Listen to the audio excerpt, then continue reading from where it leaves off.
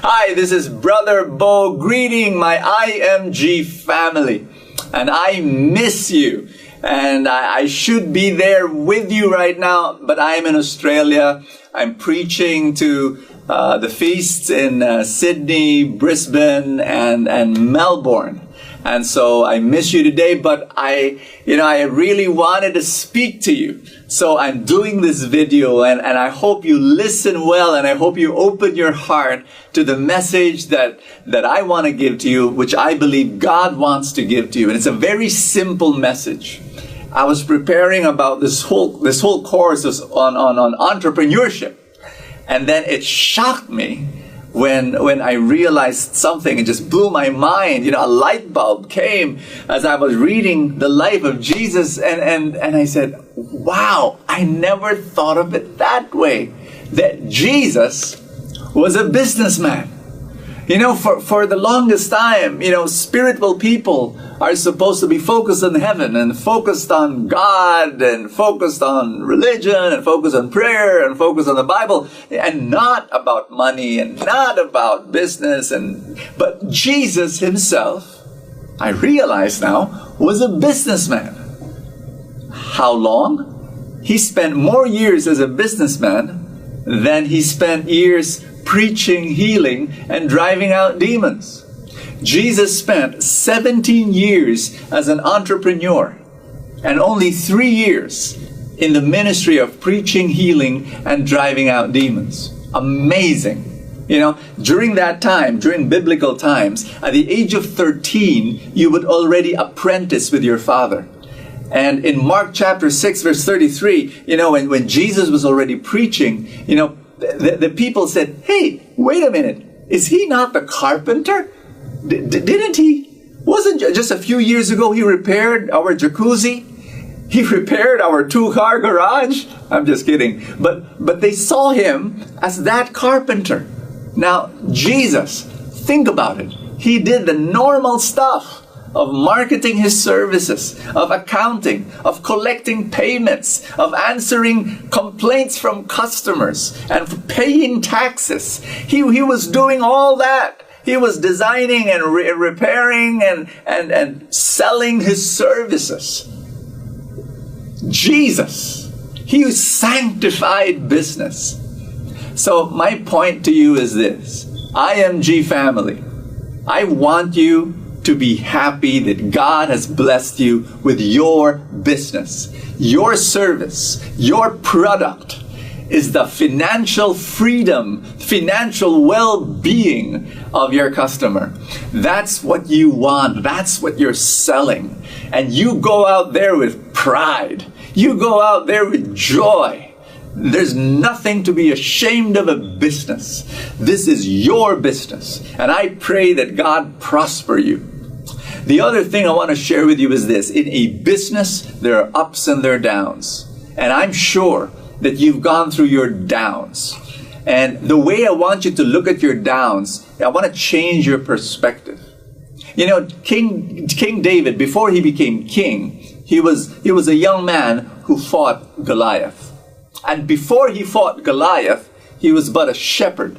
He was a lowly shepherd. Today when you say shepherd, you've got this nice, cute, wonderful, nostalgic picture of a guy with broad shoulders who looks like Brad Pitt, carrying a lamb over his shoulder. During that time, they looked down at shepherds. He was the common laborer. He was not very nice, and then he was muddy and dirty and smelly. Anyway, David was a shepherd. And then when he fought Goliath, at least when he volunteered, King Saul said to David, David, that guy's a giant. That guy is huge. That guy's a monster. You're but a kid. Hello? Are you sure you want to do this? David said, I fought and defeated the bear and the lion when I was a shepherd. I love that when he said that. You know why? Because you do not win the battle in the battlefield. You win the battle before the battle begins. And so David won over the giant Goliath, not in the battlefield. David won over Goliath when he fought the lion and the bear and defeated them as a shepherd. So when he was a shepherd and he was supposed to guard the sheep, and he saw the lion and he saw the bear, he could have run away. He could have told his father, "Dad, look at this. There was a lion and a bear. We lost a few sheep, you know. I'm not trained to do that kind of a thing." But no, he saw the bear and the lion as training. And here's my message for you.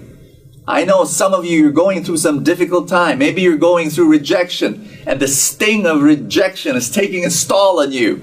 People that you trusted and people that you respect look down on you and what you're doing. Maybe you're frustrated right now because you want to see growth, but the growth is not happening. Whatever you're going through, here's what I want to ask you to do.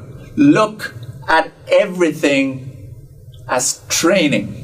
You are facing your lion. You are facing your bear right now. And hey, if you see this as training and you endure and you persevere and you don't give up, it is training you. What? Because the Goliath is coming. And when you're able to defeat the lion and the bear right now, you will have all that you can need to defeat the Goliath. And when you defeat the Goliath, you know what's going to happen? You're going to become king. You're going to become king. Always choose growth over money. And I love saying that. It's a spiritual principle that I live by, and I've been sharing it to people. Because if you choose growth, the money will follow. But if you choose money, the growth will not follow. Make that as a personal mantra, a spiritual principle in your life. Always make that decision. Grow in your personal life. Grow in your intellectual life. Grow in your relational life. Grow in your spiritual life. Grow in your personal spiritual life. Because when you do and you choose growth, the money will follow. See everything as training, because bigger things are going to happen in your life. God's abundance will flow in you like a river. That's my prayer for you. Thank you so much that I'm part of the IMG family, and I greet you with all love and prayer. May more of His love flow in your life. This is Brother Bo Sanchez saying, live a fantastic life.